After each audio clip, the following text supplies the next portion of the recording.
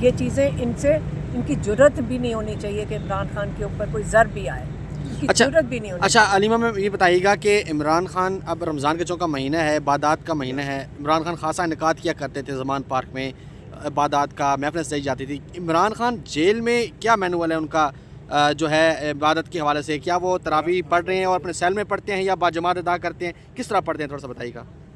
دیکھیں عمران خان رمضان کے علاوہ بھی بہت عبادت کرتے ہیں.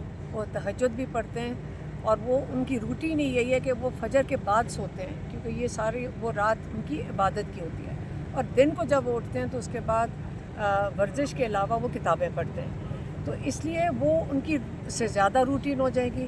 ماشاءاللہ وہ بالکل صحت مند لگ رہے تھے، اور جیسے آپ اور ہمیں اسی طرح ہی وہ افطاری سحری کر رہے ہوں گے. اس پہ ہماری بات نہیں ہوئی، ہماری اور چیزوں پہ بات ہوئی تھی. ٹائم وقت بہت میڈم کیسز کے حوالے سے خان صاحب نے آپ سے کیا کہا؟ کیونکہ آپ کا جو کیس ہے 190 ملین جو القادر ٹرسٹ کیس ہے، یہ عدالت میں نہیں لگ رہا ہائی کورٹ میں، اس کے بارے میں خان صاحب نے کوئی بات کی؟ بھائی ساروں کو پتہ ہے، پاکستان کو پتہ ہے کہ ڈوگر وہ جو جج ہے وہ کس لیے بھیجا گیا ہے. خاص طور پہ اس کو لاہور سے اٹھا کر بھیجا اسلام آباد تاکہ عمران خان کا کیس نہ لگنے دے.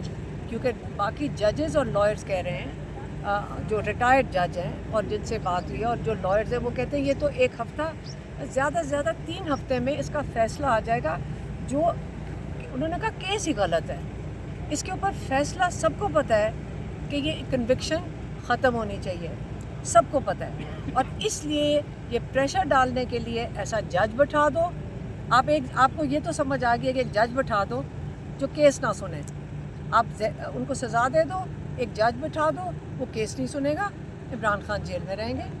یہ اتنا آسان طریقہ ہے. انصاف نہ دینا تو یہ طریقہ ہے. یہ پاکستانی ہم مل کر دیکھ رہے ہیں کہ نا انصافی کیسے ہوتی ہے. اچھا، اور یہ جرم ہے.